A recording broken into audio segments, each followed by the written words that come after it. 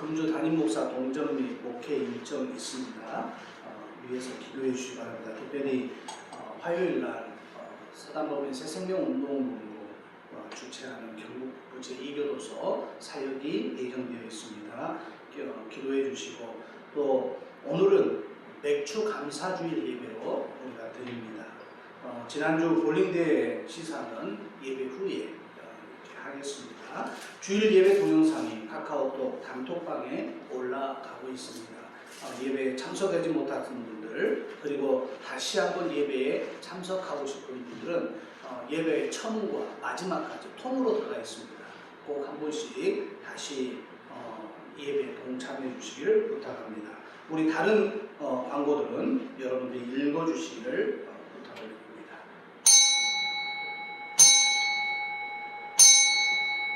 이 시간 우리 합심해서 기도하는 시간을 갖겠습니다. 하나님께서 우리 예배를 받아달라고, 하나님이 받으실 만한 거룩한 예배 되게 해달라고 우리 한 목소리로 함께 참회의 기도 합심해서 드리겠습니다. 아버지 하나님 감사합니다. 여호와께 감사하라. 그는 선하시며 그의 인자하심이 영원하니라. 신들 중에 뛰어난 하나님께 감사하라. 그 인자하심이 영원하미로다.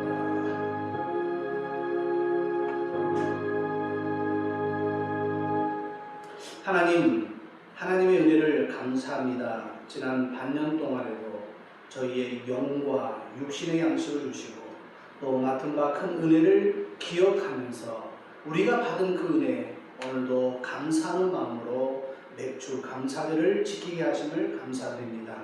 뿌린 씨가 알찬 열매로 변하여 기쁨으로 단을 거둘 때에 감사의 축제가 하나님께 영광이 되게 하시고 저에게는 축복의 기회가 되게 하옵소서. 오늘 거룩한 예배를 드립니다. 우리가 이 예배에 부끄럽지 아니하도록 일주일 동안 저던 모든 죄를 회개하고 자복했사오니 이 시간 예수 그리스도의 거룩한 피로 정결케 하셔서 오늘도 기쁨으로 주께 나올 수 있는 우리의 심령 될 수 있도록 하나님 복내려 주시옵소서. 예배의 시종을 주께 의탁하오니 오직 성부 성자 성령께서 함께 하시는 거룩한 예배로 역사하여 주옵소서. 감사를 드리며 예수님의 이름으로 기도하옵나이다. 아멘.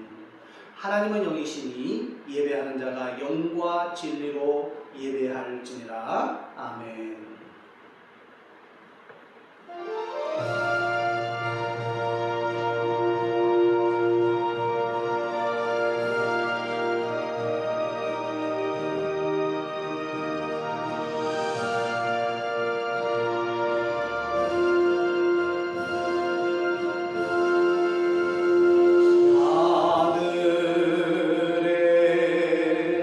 계신 아버지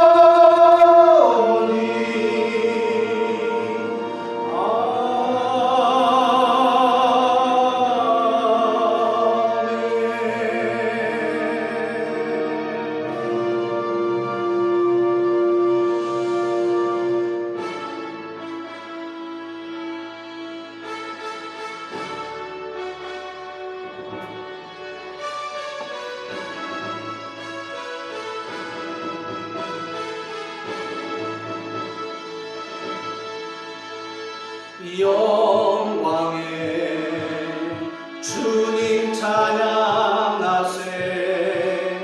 모든 영광 능력 찬송 예수님께.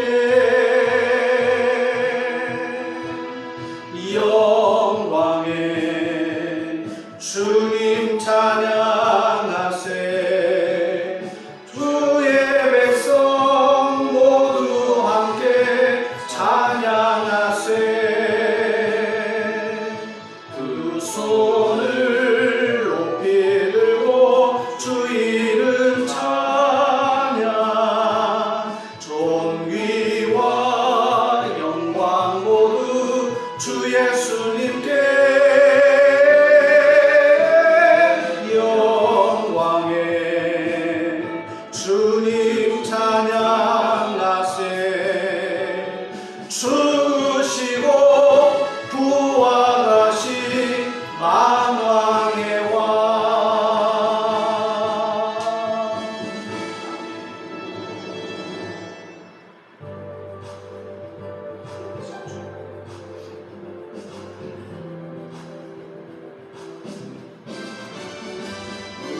들으라 머리 들어라.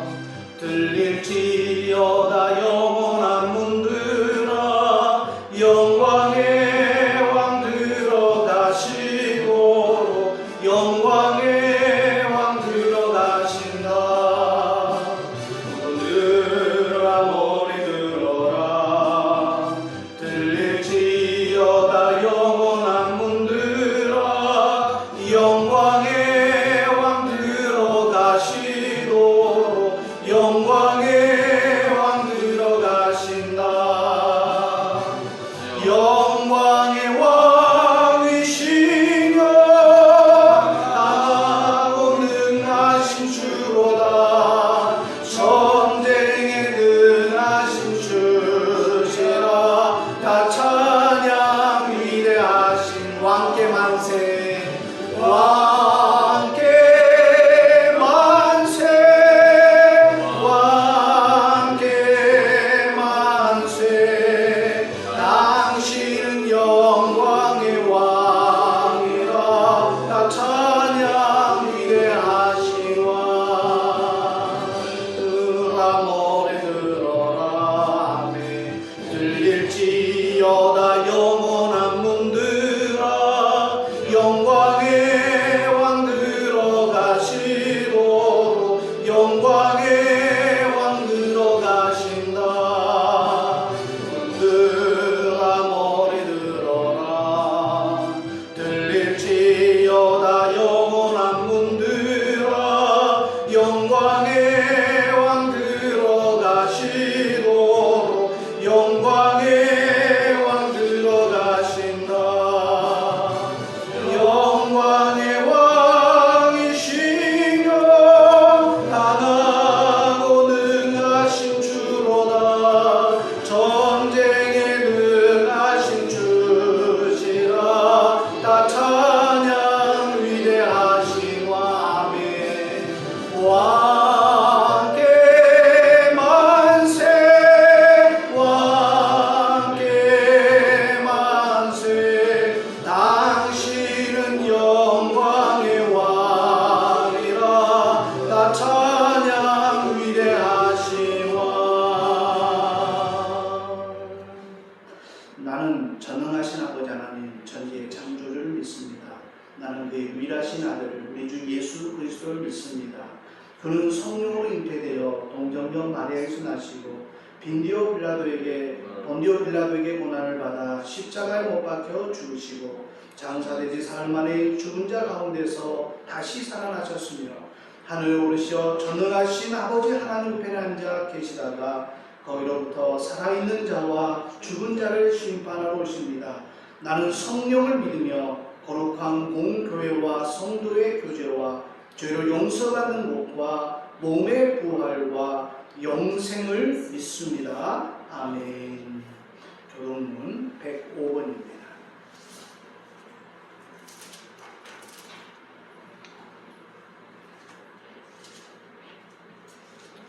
교동문 105번 이렇게 주감사절, 감사절 첫 번째 교독하겠습니다. 여호와께 감사하라. 그는 선하시며 그 인자하심이 영원하니라. 여호와께 감사하고 그의 이름을 불러 아뢰며 그가 하는 일을 만민 중에 알게 할지어다. 그들이 광야 사막길에서 방황하며 거주할 성읍을 찾지 못하고 줄이고 목이 말라 그의 영혼이 그들 안에서 피곤하였도다. 이에 그들이 근심 중에 여호와께 부르짖으며 그들의 고통에서 건지시고 또 바른 길로 인도하사 거주할 성읍에 이르게 하셨도다. 여호와의 인자심과 인생에게 행하신 기적으로 말미암아 그를 찬송할지로다. 그가 사모하는 영혼에게 만족을 주시며 줄인 영혼에게 좋은 것으로 채워주시리로다. 아멘.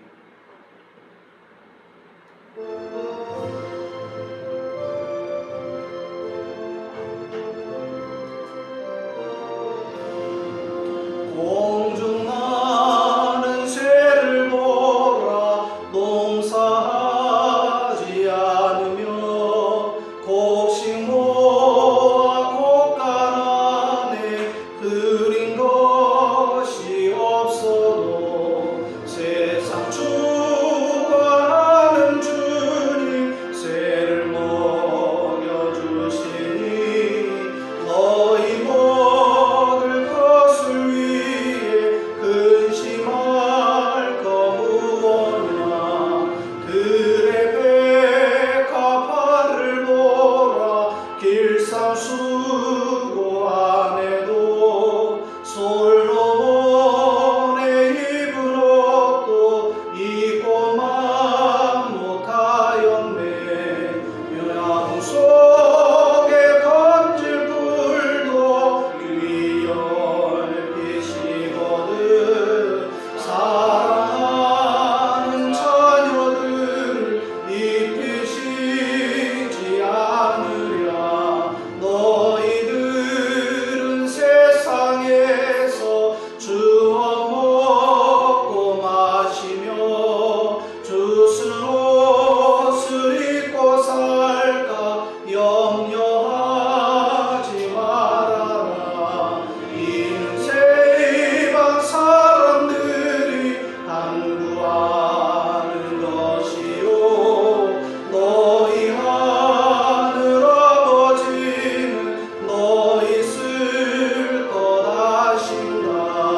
너는 먼저 주의 나라 그의 의를 구하며 하나님이 모든 것을 너희에게 주시니 내일 일을 위하여서 하루 염려 말지니 내일 염려하지 말라. 오늘 고생 족하다.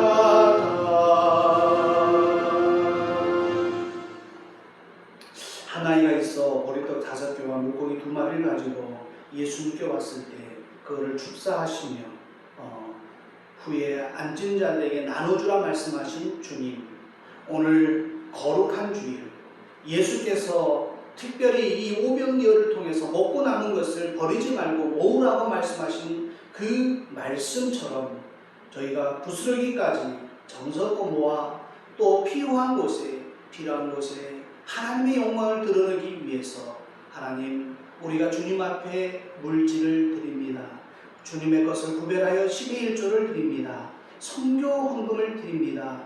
또 주님 감사의 예물을 드립니다. 주일 헌금을 드립니다. 하나님, 모든 헌금을 주님께서 기억하시고 저들이 연보했던 그 마음, 그 믿음을 보시고 저들에게 복을 주시되 하늘의 신령한 복과 땅의 기름진 복으로, 그리고 저들에게 그리스도를 향한 마음의 소원들이 이루어지는 놀라운 축복의 삶을 살게 하여 주옵소서. 귀한 물질 드린 손길마다 복 주시기를 원하오며 예수님의 이름으로 축복하며 기도하옵나이다. 아멘.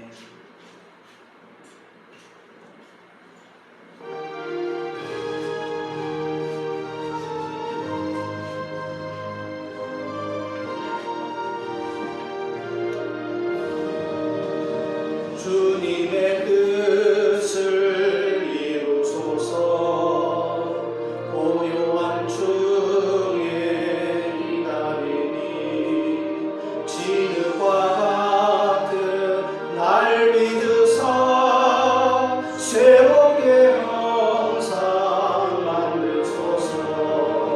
주님의 뜻을 이루소서. 주님 발 앞에 엎드리니 나의 마음속을 살피시사 눈보다 희게 하옵소서. 주님의 뜻을 이루소서. 병들어 몸이 피곤할 때 권능의 손을 내게 펴서 강건케 하여 주옵소서. 주님의 뜻을 이루소서. 온전히 나를 주장하사 주님과 함께 동행함을 만민이 알게 하옵소서.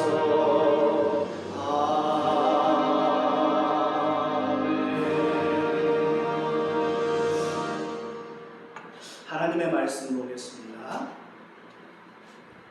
우리 사도행전 5장입니다.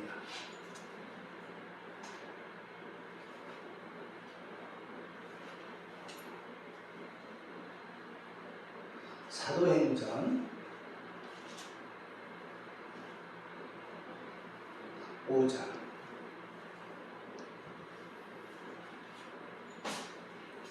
33절로 42절에 있는 말씀입니다.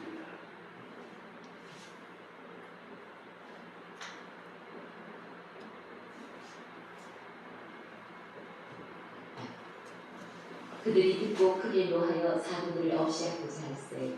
바리새인 가말리엘은 율법 교사로 모든 백성에게 존경을 받는 자라. 공회 중에 일어나 명하여 사도들을 잠깐 밖에 나가게 하고 말하되, 이스라엘 사람들아, 너희가 이 사람들에 대하여 어떻게 하려는지 조심하라. 이전에 드다가 일어나 스스로 선전하매 사람이 약 400명이나 따르더니 그가 죽임을 당하매 따르던 모든 사람들이 흩어져 없어졌고, 그 후 오족할 때에 갈릴리 유다가 일어나 백성을 꿰어 따르게 하다가 그도 망한즉 따르던 모든 사람들이 흩어졌느니라. 이제 내가 너희에게 명하노니 이 사람들을 상관하지 말고 버려두라. 이 사상과 이 소망이 사람으로부터 났으면 무너질 것이요, 만일 하나님께로부터 났으면 너희가 그들을 무너뜨릴 수 없겠고 도리어 하나님을 대적하는 자가 될까 하노라 하니, 그들이 옳게 여겨 사도들을 불러들여 채찍질하며 예수 이름으로 말하는 것을 금하고 노니, 사도들은 그 이름을 위하여 능욕받는 일에 합당한 자로 여기시며 기뻐하면서 공회 앞을 떠나니라. 그들이 날마다 성전에 있든지 집에 있든지 예수는 그리스도라고 가르치며 전도하기를 그치지 아니하니라. 네, 33절에서 42절에 있는 말씀, 주님의 흔적이라는 제목과 함께 말씀을 나누겠습니다. 하나님은 여호와 이레의 하나님이십니다. 그리고 임마누엘의 하나님이십니다. 여호와 이레라는 말은 하나님의 산에서 준비했다는 말이고, 임마누엘이라는 것은 하나님이 우리와 함께 하신다는 의미의 말씀입니다. 이 세상은 광야와 같이 계속해서 고난이 있습니다. 고난이 우리 삶에서 떠나지를 않고 있습니다. 이때 우리는 신앙인으로서 이 고난을 취하는, 그리고 고난을 대하는 자세가 굉장히 중요합니다. 여러 가지 방법이 있겠으나 우리가 고난을 대하는 자세는 믿음의 자세여야 이게 온전한 고난의 의미를 우리가 깨달을 수가 있습니다. 믿음의 자세라는 것은 주님을 꼭 붙잡고 의지하는 의미를 믿음의 자세라고 할 수 있어요. 주님을 우리가 의지하는 겁니다. 주님을 의식하는 겁니다. 주님이 나와 함께 한다는 사실을 우리가 고백하는 것입니다. 그게 저번 주에 이야기했던 십자가 복음, 나는 죽고 예수로 산다라는 그 의미, 그게 바로 우리의 믿음의 자세라는 것입니다. 또한 하나님은 고난 중에 만난 큰 은혜라는 사실, 그리고 도움이라는 사실을 우리가 굳게 믿음으로 행했을 때에 고난은 우리에게 무용지물이 될 수 있습니다. 주님은 우리의 피난처가 되셔서 비 올 때 우산처럼 정말 비를 다 맞을 수 있음에도 불구하고 그 위에 비가 왔을 때 우산을 받쳐주면 우리가 그 비로부터 안전하게 보호받듯이 우리를 안전하게 보호해 주시는 분이 바로 주님이라는 겁니다. 주님은 확실한 우리의 도움이십니다. 또 충분한 도움이십니다. 또 적시의 도움이라는 그런 의미가 성립되는 겁니다. 고난을 당할 때에 하나님만은 모든 것을 할 수 있는 분이시라는 거예요. 우리가 당하는 고난에는요, 어떤 고난이든지 하나님의 목적이 거기에 있습니다. 무의미한 고난은 절대로 없다라는 거예요. 고난의 목적은 우리에게 그보다 귀한 믿음을 심어주기 위해서, 그리고 그 믿음의 생활을 갖도록 하기 위해서 이 하나님이 우리에게 주신 고난이 있다라는 거예요. 고난은 우리를 그리스도께로 좀 더 가까이 나가게 할 수 있는 그런 힘의 원천이 됩니다. 그리고 주님께로 인도하고 싶어하는 목적이 이 고난에는 들어있는 거예요.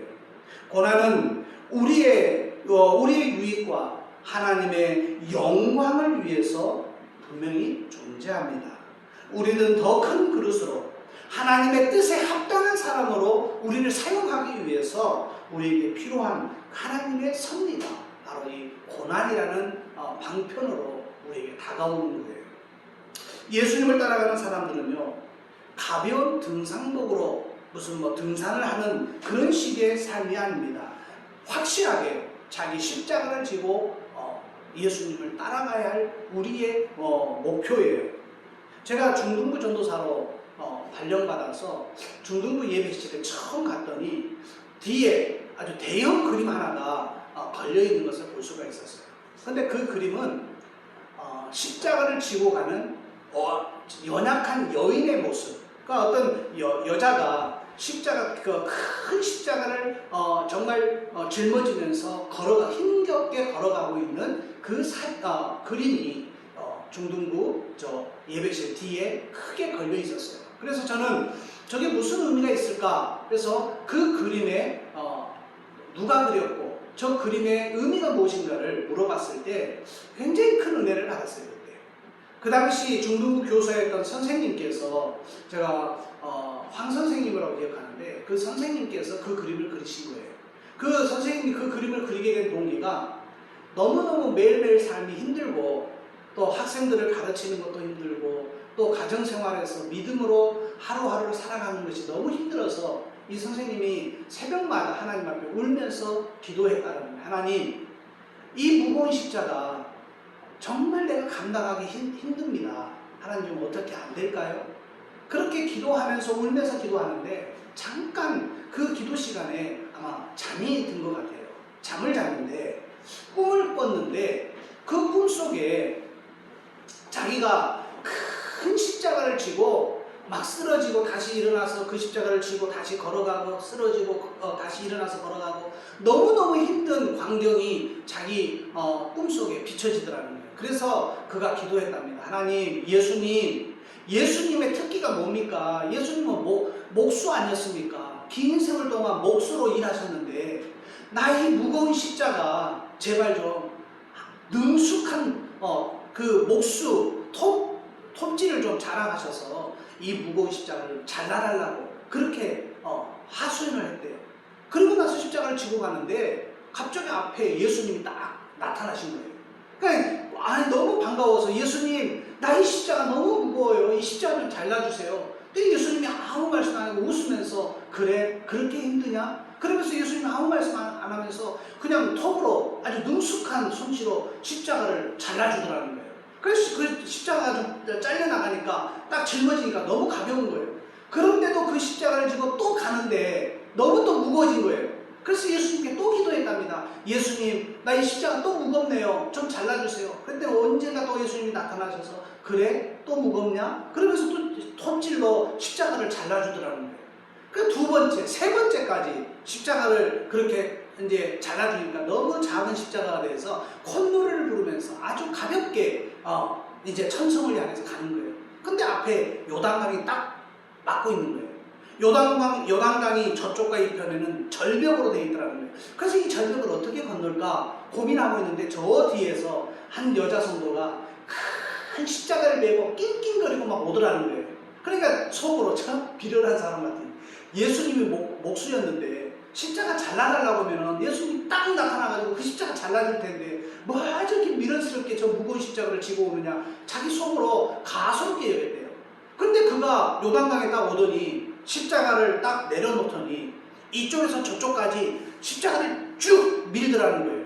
그러니까 십자가가 쭉쭉쭉쭉 그냥 가더니 이 언덕에 딱 다리가 나신 거예요. 이쪽에서 저쪽까지 십자가가. 그래서 그 여자는 콧노래를 부르면서 룰루랄라 하면서 그 요단강 언덕을 건너가서 다시 저쪽으로 가더니 십자가를 다시 쭉 잡아당겨가지고 그 십자가를 메고 다시 아주 노래 찬양을 하면서 노래하면서 가더라는 거예요. 아, 이 요단강을 그렇게 건너는구나. 그리고 이 황 집사가 이제 십자가를 놓고 그래 나도 저 여자처럼 해버리라 하고 십자가를 놓고 쭉 하고 밀었더니 십자가가 저 끝에 닿지를 않는 거예요. 저 요단강 끝에 가야지 다리가 돼서 넘어가는데 아무리 밀어도 닿지가 않는 거예요. 그때 아주 귀한 깨달음을 그가 받았다라는 거예요. 예수님, 내가 정말 어리석었습니다. 내가 힘들고 어려울 때 십자가를 잘라달라고만 기도했지 그 십자가를 질 수 있는 은혜를, 능력을 달라고, 힘을 달라고 내가 기도하지를 못했습니다. 그러면서 그가 하나님 앞에 회개하는 장면에서 꿈을 깼다라는 거예요. 그리고 그 꿈에서 겪었던 사건을 그림으로 그려서 자기의 신앙 고백으로 그 중등부 예배실에 딱 붙여 놓았다라는 겁니다. 걸어놨다는 거예요. 얼마나 제가 그 말을 듣고 은혜 받았는지. 그래요. 오늘 주님께서 우리에게 분명하게 말씀하셨어요. 뭐라고 말씀하시냐면은 아무든지 나를 따라오려거든 자기를 부인하고 자기 십자가를 지고 나를 쫓을 것이니라. 마태복음 16장 24절에 우리에게 말씀하고 있습니다. 오늘 본문을 보면요, 우리가 본문 사도행전 5장을 읽었죠. 본문은 산헤드린 공회 앞에서 신분을 받고 있는 제자들의 모습, 베드로 및 사도들의 모습이 오늘 본문에 기록되어 있습니다. 산헤드린 공회는요, 얼마 전에 예수님을 재판하신 그 공회였어요. 예수님을 십자가에 달기 위해서, 죽이기 위해서 그들이 여기에서 재판을 했던 곳이 바로 산헤드린 공회입니다. 빌라도 앞에서 사형 선고를 받은 것으로 많은 사람들은 이해를 해요. 그러나 실질적으로는 이 산헤드린 공회 앞에서 먼저 처형이 결정나고 나서 빌라도의 이름을 빌려서 십자가에 못 박은 겁니다. 자기들은 십자가에 못 박을 권한이 없어요. 그냥 십자가에 내어줄 그런 권한은 이들에게 있어도 실질적으로 십자가에 못을 박을 권한은 이들에게 없었어요. 그건 로마 군인이나 로마에서 파견된 관리가 할 수 있는 일이었다라는 거예요. 산헤드린 공회가 예수님을 십자가에 못 박도록 한 원인이었고 본거지인 것입니다. 지금 그 현장에 베드로와 요한과 제자들이 여기에 서 있는 거예요. 잘못 삐끗하는 날이면 이들도 똑같이 지금 예수님과 같이 십자가형을 언도받을 수도 있는 그런 중차대한 지금 기로에 서 있는 거예요. 베드로는 부끄러운 과거가 있습니다. 얼마 전에 예수님을 따라왔다가 그가 그곳에서 이 공회 앞에서 예수님을 모른다고 3번 부인했던 그 장소이기도 했다라는 거예요. 그런데 얼마 전에는 제자들이 도망가고 얼마 전에는 예수님을 모른다고 부인했던 이 베드로가 무슨 용기가 있어서 이 재판장에 와서 이렇게 큰 소리를 치고 있느냐라는 거예요. 그 자리가 어떤 자리인데 잘못했다가는 십자가 처형을 당할 수 있는 그런 자리임에도 불구하고 이 베드로와 제자들은 용기 백배해서 그들과 대하고 있는 겁니다. 왜 그런 줄 아세요? 지금 베드로와 제자들은요, 하나님의 일과 사람의 일을 이미 구분하고 있었다는 거예요. 베드로와 요한이 대답하여 가로되 하나님 앞에서 코람데오입니다. 코람데오. 하나님 앞에서 너희 말 듣는 것이 하나님 말씀 듣는 것보다 옳은가 너희가 판단하라는 거예요. 그들의 용기는 무엇이었습니까? 제자들이 하나님 앞에 있다라는 고백이에요. 자기들은 하나님 앞에 있다라는 거예요. 하나님이 나와 함께 하신다라는 임마누엘의 그런 믿음이 있었기에 담대할 수 있는 겁니다. 죽음 앞에서도. 또한 벌하신 그리스도께서 현존하셔서 살아계셔서 우리와 함께 하신다라는 그런 확실한 믿음이 있었다라는 거예요. 성령의 역사를 믿고 있었던 것입니다. 더 중요한 것은 지금 이 순간에 죽음이 두렵지 아니하는 성령 충만함이 그들에게 있었다라는 거예요. 성령은 그리스도의 마음입니다. 그리스도의 영이에요. 그리스도의 영이 사도들의 마음을 감동시킴으로써 이 부활의 생명이 믿기는 것입니다. 그래서 본문처럼요, 예수님의 부활을 증거하지 말라고 아주 집중적으로 그들이 태클을 금에도 불구하고 협박하고 막 그런 핍박자들로 인해서 어려움을 당하는 그들이 예수는 그리스도가 되신다는 아주 정면으로 반박하면서 복음을 증거하고 있다는 거예요. 32절을 보십시오. 우리는 이 일의 증인이요 하나님이 자기에게 순종하는 사람들에게 주신 성령도 그러하리라. 이 말씀이 대제사장들 그리고 사두개인들 그리고 거기에 있는 종교 지도자들 직분자들 격분시켰다고 성경은 기록하고 있어요. 제자들은 자기들이 죄인이라고 죽인 예수를 제자들이 나타나가지고 그분이 부활했다라는 거예요. 부활을 이야기하는 거예요. 그리고 그 자기들이 죽였던 예수가 하나님의 아들이라고 지금 증거하고 있는 겁니다. 그들의 그 말을 듣고 이 사두개인들 그리고 대제사장들 그리고 거기에 있는 종교 지도자들이 지금 화를 낼 수밖에 없는 상황이었어요. 급소야 급기야는 분노한 자들이 마음이 사도를 죽이겠다는 생각으로 지금 점차 굳어지고 있는 아주 위급한 상황이었어요. 바로 그때에 가말리엘이라는 사람이 등장합니다. 이 가말리엘이라는 사람은요, 하나님의 보상이라는 뜻 그리고 하나님은 나의 보답이라는 이름의 뜻을 갖고 있는 율법학자예요. 바리새파 교법사입니다. 율법학사, 율법을 가르치는 사람이에요. 근데 그가 만류를 하고 나섭니다. 뭐라고 만류하냐면 그가 활동할 때는요, 유대 왕국이 대제국 로마의 지배에 있을 때이기 때문에 그래도 그 로마 제국에 대한 유대인들의 그 불만이 점점 고조되어서 이 식민 통치를 하고 있는 그 백성들이 불만이 고조되면요, 통치를 하는 입장에서는 굉장히 신경을 쓸 수밖에 없어요. 그러니까 그때에 영적으로 그 불안한 그들에게 어떤 지도자의 한마디는 굉장히 중요한 의미를 갖고 있는 거예요. 그런 시기에 뛰어난 율법학자로서 덕망이 있는 많은 사람들로부터 존경을 받는 그런 정치 지도자로서 백성의 존경을 한 몸에 받고 있는 사람이 누구였냐? 바로 이 가말리엘이라는 사람이었어요. 근데 그가 이제 백성들 앞에서 씁니다. 백성들 앞에서 지금 많은 사람들이 이 베드로와 제자들을 죽이라고 하려고 하는 순간에 가말리엘이 섰어요. 그리고 그들에게 말합니다. 이스라엘 사람들아 라고 이렇게 지칭을 합니다. 왜냐면은 그냥 정치 지도자에 섰으면 사랑하는 국민 여러분, 무슨 존경하는 국민 여러분, 그리고 여기에 모인 여러분 이렇게 지칭할 수 있음에도 불구하고 이스라엘 사람들아 이렇게 지금 지칭하고 있어요. 이거는 굉장한 의미를 갖고 있습니다. 여러분 하지 않고 이스라엘 사람들이라고 말하고 있는 거예요. 이것은 선민의 특권, 선민의 영광을 지금 말하고 있는 거예요.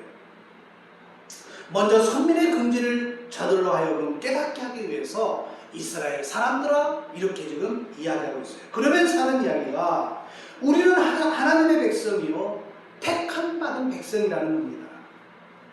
그러니 소홀히 처신해서는 안 된다라는 거예요. 가볍게 처신하지 말라는 거예요. 그러면서 역사적인 사건 두 가지를 그가 듭니다. 어떤 사건을 드냐면 그가 이전에 드라가 일어나서 스스로 선전하며, 선전이라는 건 자랑이라는 이야기예요. 자랑했다라는 이야기예요. 역사적 예를 들어서 말하면 히브리 사람들은요 꼭 역사적 사건을 이야기해야지만 그들이 정상적으로 그 말을 이해를 합니다. 그리고 그거를 추종합니다. 자, 드다라는 사람이 있었는데 정확하게 이 드다라는 사람의 이름은 오늘 본문에서 나오는 거고, 그 다음 역사, 유대 역사학자인 요세푸스의 기록에 의해서 딱 두 번만 나옵니다. 그리고 어디에서도 드다라는 이름이 등장하지 않아요. 이 드다라는 사람이 나타나가지고 갑자기 자기가 명령만 하면 바다를 말라버릴 수 있다는 거예요. 바닷물을 다 없애버릴 수 있다는 거예요. 그리고 그 바다를 그냥 맨 땅으로 걸어갈 수 있게 한다라는 이야기를 합니다. 그렇게 말하더니 자기가 제2의 엘리야라는 거예요. 엘리야. 그 엘리야이기 때문에 이제 그 엘리야의 권능이 자기에 있다라고 주장하는 바람에 많은 사람들이 이 드다를 쫓았어요. 그때 당시 유대 총독이었던 파투스가 기병들을 파견해가지고 드다를 잡아들입니다. 그리고 그 드다의 목을 베어버려요. 자, 드다가 죽어버리니까 드다를 추종했던 많은 사람들이 흩어져 버린 거예요. 그런데 문제는요, 이 가말리엘이 이야기했던 드다라는 인물은 가말리엘이 지금 설교하고 있는 이스라엘 백성 앞에서 이야기하고 있는 사건보다 10년 후의 사건이에요. 그러니까 생각해보세요. 드다라는 이름을 사용하기는 했는데 10년 후의 사건을 어떻게 인간이 끄집어놔서 그 이야기를 할 수 있겠어요? 그건 불가능한 거 아닙니까? 그런데 우리가 어떤 사건이 하나 있냐면 마띠아라는 사람의 사건이 하나가 있어요. 그 마띠아를 히브리어로 발음하면 뭐가 되냐? 드다가 됩니다. 드다. 그러니까 이 마띠아라는 사람이 있었는데 이 마띠아라는 사람이 헤롯이 성전 기둥에 세운 황금 독수리상이 있었어요. 그 황금 독수리상을 망치로 깨버립니다. 그리고 하는 이야기가 민족 청년들에게 민족성을 막 일깨우기 시작해요. 그러면서 동시에 독수리상을 깸과 동시에 폭동을 일으킵니다. 그때 청년 400명이 이 마띠아 드다를 추종하면서 따라갑니다. 자, 그런데 어떻게 됩니까? 그가 너무 왕성해지니까 다시 로마에서 체포조를 파견해서 그를 잡아요. 어떤 사본에는 그가 화형을 당했다라고 기록한 사본도 있고, 어떤 사본은 자기가 자살했다라는 사본이 있어요. 하여튼 간에 그가 죽으니 그를 따르던 400명의 청년들이 와르르 와해되고 무너졌다라는 이야기예요. 그리고 오늘 이야기하는 두 번째 사건, 유다를 역사적 인물로 가말리엘이 지금 소개하고 있는 거예요. 유다는 비교적 정확하게 많은 기록들이 있는 사람이에요.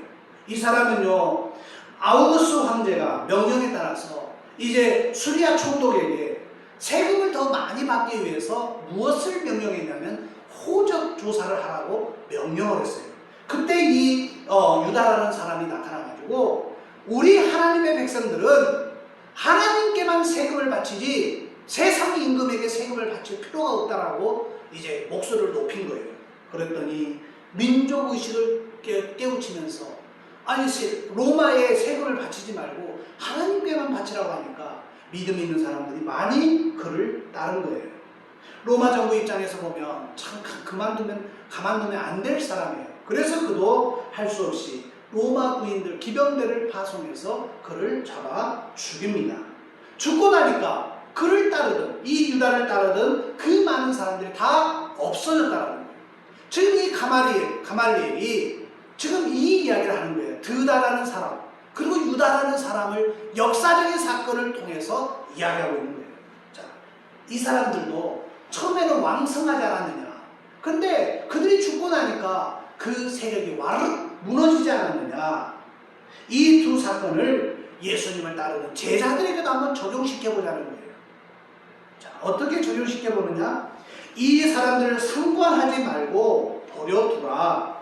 이 사상과 이 소행이 사람으로부터 났으면 무너질 것이요 만일 하나님께로부터 났으면 너희가 그들을 무너뜨릴 수 없겠고 도리어 하나님을 대적하는 자가 될까 하노라. 굉장히 현명한 처방이에요. 자, 이렇게 처방을 하니까 이 가말리엘은 경건한 사람입니다. 예수를 십자가에 죽였으니 무리들이 흩어질 때가 됐는데 가만히 생각해 보니까 아니 흩어지기는커녕 다시 수천 명이 모여들기 시작하고 수천 명이 예수를 다시 믿기 시작하는 거예요. 그러니까 야 이거는 그냥 건드려서는 안 되겠다. 그러면서 생각을 하게 된 거예요. 섣불리 대항해서는 안 된다는 생각을 하는 거예요. 하나님의 일과 사람의 일이 여기서 나옵니다. 드다와 유다는 사람의 일을 꾀하였고 선동했으나 이 베드로와 사도들은 지금 하나님의 일을 하고 있음을 직감한 거예요. 사람의 일은 망하고 쇠해지게 마련입니다. 그리고 흩어지게 마련입니다. 그러나 하나님의 일은 영원까지 지속되는 것을 우리가 알아야 될 줄 알아요. 자, 예수님의 제자들은 사람의 일이 아니라 지금 하나님의 일을 하고 있는 거예요. 그래서 즐거운 마음으로 채찍질을 당하는 겁니다. 자, 이렇게 되니까 당시 사내들인 공회가 다수 파인 의장직을 관장했던 사두개인들, 이 사두개인들이 어떤 사람들인지 아세요? 이 가말리엘의 중지안을 받아들입니다. 사두개인들은요 부활을 믿지 않았고 바리새인들은 부활을 인정하는 추세였어요. 그래도 이 두 학파가 대치 상황에 있었음에도 불구하고 이 제자들에 대한 처벌은 야 그러면 우리가 저들을 그냥 태형으로 다스리자. 그리고 그들에게 채찍질하고 그들을 방면해 둡니다. 자, 히브리 사람들은요 그 히브리 사람들이 구전으로 내려오는 문헌이 하나 있는데 그게 미시나라는 책이에요. 미시나.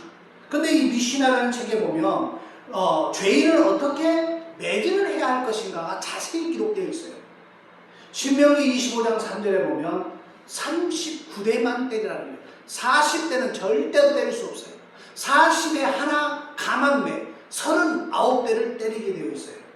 채찍은요 2개의 가죽끈으로 되어 있습니다. 채찍은 이렇게 채찍이 있으면 여기에 2개의 가죽끈으로 되어 있어요.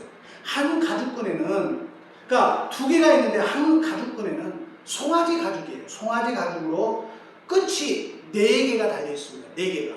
그러니까 한 채찍에 2 줄이 있는데 한 줄에는 4개가 달려 있고 다른 한 줄에는 그러니까 낙타 가죽으로 만든 거예요. 낙타 가죽으로 나귀 가죽으로 만들었는데 그 끝에 2가닥으로 되어 있어요. 그러면 채찍을 한번 때릴 때 몇 개가 사람 몸에 박힙니까? 4개와 2개, 6개의 채찍이 한 번 때릴 때마다 사람 몸에 찍히는 거예요. 그 마지막 이 채찍에는요 어떤 데는 막 납땜을 달아가지고 한 번 때릴 때마다 사람 살결이 막 찢겨나가는 그런 아픔의 고통이 있어요. 자, 39대를 때렸으면 여러분 어떻게 되는지 아세요? 재밌는 것은 제사장이 때려라 그러면 딱 때립니다. 그러면 옆에서 한 대요 하고 기록하고 또 옆에 있는 제사장은 때리는 그 시간에 성경을 계속해서 암송해 준다는 거예요. 자, 사도 바울은요 40에 하나 감한 39대의 매를 지금 맞았어요. 자, 39대의 매를 맞으면 234돌의 몸에 흡질이 생기는 거예요. 왜 그럽니까? 6 곱하기 39 계산하면 여러분 금방 나와요. 그런데 사도 바울은 무려 5번의 이 39대를 맞은 거예요. 그러면 5번을 맞았다. 그러면 총 몇 대를 맞은 줄 아세요? 1170대를 맞은 거예요. 엄청난 겁니다. 몸이 성할 수가 없는 거예요. 자, 본문 말미에 참으로 감동적인 말씀이 있습니다. 사도들은 그 이름을 위하여 능력받는 일에 합당한 자로 여기심을 기뻐함으로 공회 앞을 떠나니라. 매를 맞고 좋아합니다. 아니 그들이 맞은 매가 234대였어요. 몸이 찢기고 살결이 튀어나가는 그런 고통 중에서도 그들이 기뻐합니다. 좋아합니다. 어떻게 그럴 수 있을까요? 왜냐하면 예수 이름으로 매 맞았으니까. 예수님 때문에 매를 맞았으니까. 복음을 증거하다가 맞은 매기 때문에 그들은 기뻐하고 있다는 것입니다. 고린도서 1장 24절에 이렇게 이야기합니다. 바울은 내가 이제 너희를 위하여 받은 괴로움을 기뻐하고 그리스도의 남은 고난을 그의 몸된 교회를 위하여 내 육체에 채우노라 말씀합니다. 사랑하는 여러분, 사도 바울은 자신의 몸에 그리스도의 흔적, 주님의 흔적, 이 스티그마가 있다라고 고백합니다. 이 스티그마가 뭔지 아세요? 그 당시 노예들에게 그 몸에 찍어버리는 흔적이 바로 이 스티그마라는 흔적이에요. 그 말은 뭡니까? 너는 종이라는 거예요. 근데 바울은 고백합니다. 너 내 몸에 그리스도의 흔적, 그리스도의 스티그마가 있다라는 거예요. 그 말은 무슨 말입니까? 나는 이제 그리스도의 종이다라고 하는 선포의 말씀이 그 말씀 안에는 포함되어 있는 겁니다. 사랑하는 여러분, 바울은 1170대라는 주님을 위해서 매를 맞은 흔적이 있습니다. 그러면 여러분은 예수 그리스도를 위하여 여러분이 나타낼 수 있는 흔적은 무엇입니까? 하나님께서 우리를 사랑하셔서 독생자를 주셨다라는 흔적이 있습니다. 그런데 우리가 그 하나님께 내어 보일 흔적은 무엇입니까? 예수 그리스도는 우리를 귀하게 여기셔서 십자가에 죽으시는 그런 수모 고통을 겪으셨는데 우리가 그 주님께 보여드릴 흔적은 무엇입니까? 예수 그리스도는 손목에 못을 박히시는 그런 고통, 그 고통에 우리를 위해서 희생하신 흔적이 있는데 우리는 예수님께 보일 흔적은 그 도장은 무엇이겠냐는 거예요. 예수 그리스도는 옆구리에 창으로 푹 찔린 자국이 분명히 있습니다. 그렇다면 우리는 주님 앞에 내놓을 흔적이 무엇이냐는 거예요. 예수 그리스도는 이마에 가시면류관을 푹 뒤집어 쓰셨어요. 그 가시 때문에 머리에서 피가 흐르기 시작합니다. 그런 흔적이 있건만 우리는 무엇이 있습니까? 예수 그리스도는 사두개인들, 바리새인들, 서기관들에게 조롱과 핍박과 욕, 침뱉음을 당하는 그런 흔적이 있건만 우리에게는 무슨 흔적이 있습니까? 제자들도 오늘 본문대로 한다면 그런 234대의 매를 맞은 흔적이 제자들에게 분명히 있었습니다. 그렇다면 우리는 어떤 흔적 주님께 내보일 수 있냐는 거예요. 오늘 주님은 우리를 향해서 물으십니다. 나를 향한 너희의 흔적은 무엇이냐? 너희를 위해서 모든 것을 주었건만 그래 너희는 나를 향해 너희가 보일 수 있는 흔적이 무엇이냐라고 물으시면서 그 흔적을 지금 보이라 명령하고 계십니다. 오늘 본문은 이렇게 결론지어 말씀합니다. 주님의 흔적, 그리스도의 흔적이 뭐냐? 저희가 날마다 성전에 있든지 집에 있든지 예수는 그리스도라 가르치기와 전도하기를 그치지 아니하니라. 그러면서 바울의 고백이 그리스도의 남은 고난을 그의 몸된 교회를 위하여 내 육체에 채우노라. 이것이 그리스도인의 흔적이에요. 성도의 참 모습이라는 것입니다. 여러분에게 이런 그리스도의 흔적, 스티그마가 있습니까? 그 흔적을 보이시고 아직 그 흔적이 없는 분들은 그리스도 흔적을 소유하시기를 믿음으로 한번 행해보시기 바랍니다. 우리에게 있어야 할 주님의 흔적은 아주 쉽습니다. 예수가 그리스도라는 것을 가르치기와 전도하기를 그치지 않는 것입니다. 따라해봅니다. 예수는 그리스도다. 다시 한번 예수는 그리스도다. 시작. 예수는 그리스도다. 예수는 그리스도다. 예수는 그리스도다. 이거를 가르치기와 전도하기에 그치지 않는 것이 바로 교회를 위해서 그의 내 육체에 채우는 것. 바로 이게 우리 그리스도인의 흔적이 되어야 될 줄로 믿습니다. 그러므로 예수는 그리스도라고 가르치기와 전도하기에 힘쓰는 저와 여러분이 되시기를 주의 이름으로 부탁합니다. 우리 함께 찬양하십시다.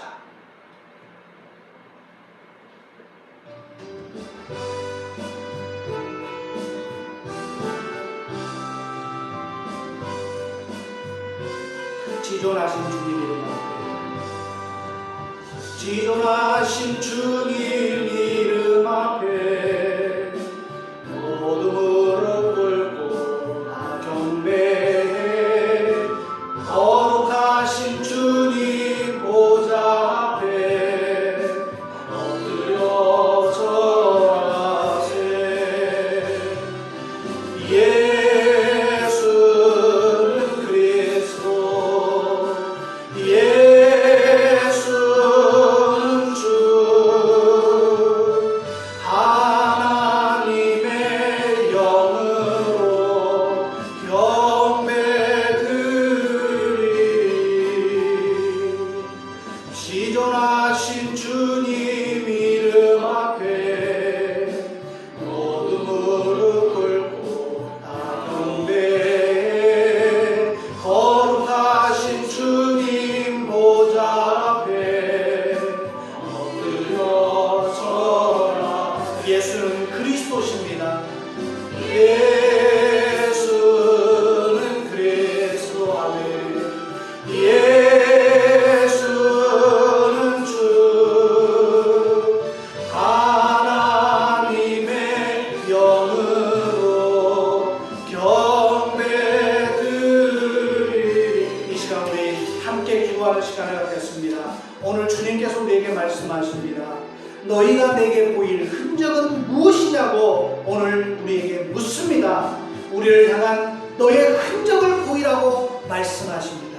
이 시간 우리가 예수는 그리스도이십니다. 주님 앞에 우리의 흔적을 보입시다. 그리고 그리스도가 예수는 그리스도라고 전도하기와 가르치기를 쉬지 아니하는 우리의 믿음을 주님 앞에 고백하기를 원합니다. 함께 기도합니다. 하나님 아버지 감사합니다. 사도들은 그 이름을 위하여 능력받는 일에 합당한 여의 여기심을 받고 기뻐하면서 공의 앞을 떠나가고 말씀하신 주님, 바로 내가 이제 너희를 위하여 받은 변호를 기뻐하고 그리스도의 남은 고난을 그의 몸된 교회를 위하여 내 인체에 채우노라 고백했던 이 고백처럼 이제 우리에게 그리스도인의 흔적, 주님의 흔적은 저희가 날마다 성전에 있든지 집에 있든지 예수는 그리스도라고 가르치기와 전도하기를 그치지 아니하는 그러한 믿음의 사람들 되기를 원합니다.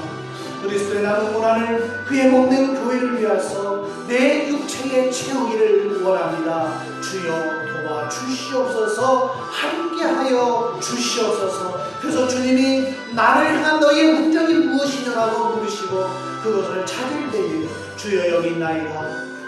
예수는 그리스도이심을 내가 증거했나이다. 전도했나이다. 내가 그것을 지키었나이다. 고백하는 믿음의 성도들 될 수 있도록 주여 도와 주시옵소서. 역사하여 주시옵소서.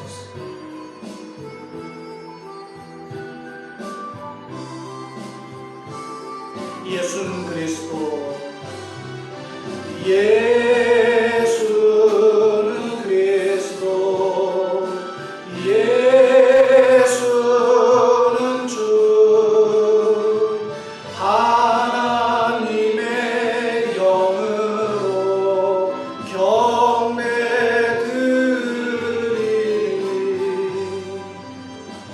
전하신 주님 이름 앞에 모두 무릎 꿇고 다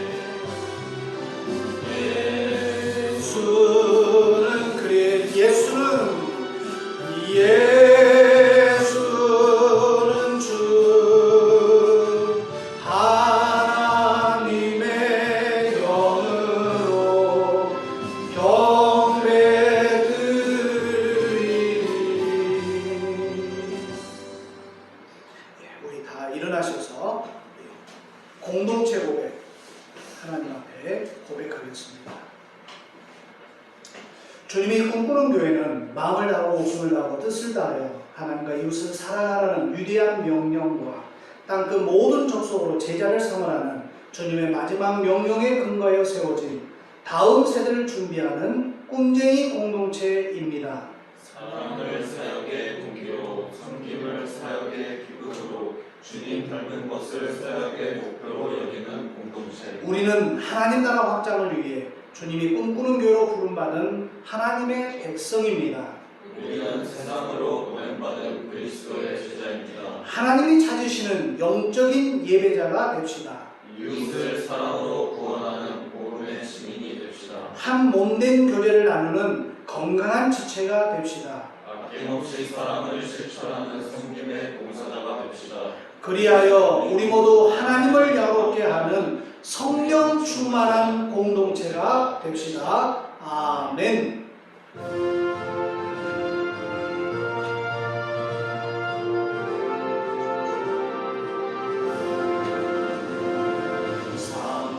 천리만도 금수강산 하나님 주신 동산 천리만도 금수강산 하나님 주신 동산 이 동산에 알릴 만한 사방의 일꾼을 부르네 우리나라에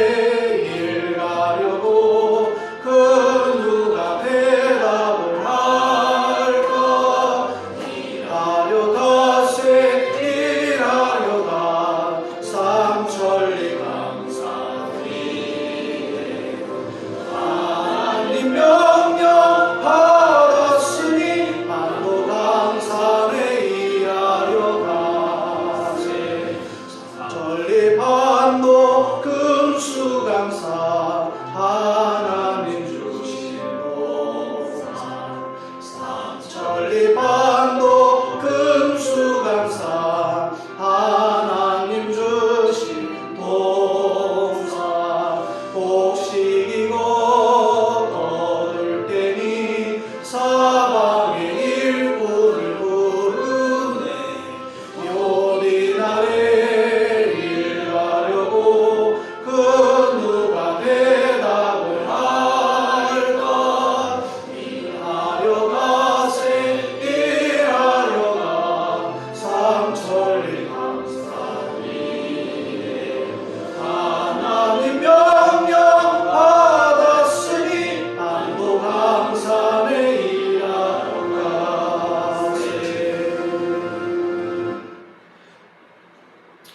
풍성한 열매를 맺도록 알맞은 비와 해와 또 힘을 주신 하나님의 은혜와 우리의 죄를 대속하신 예수 그리스도의 사랑과 생활 속에서 감사의 마음을 갖도록 인도해 주시는 성령님의 감동하심이 오늘 맥주 감사절을 지내며 하나님의 특별한 관계를 맺었음을 확인하고 또 나는 매일 감사하며 살리라.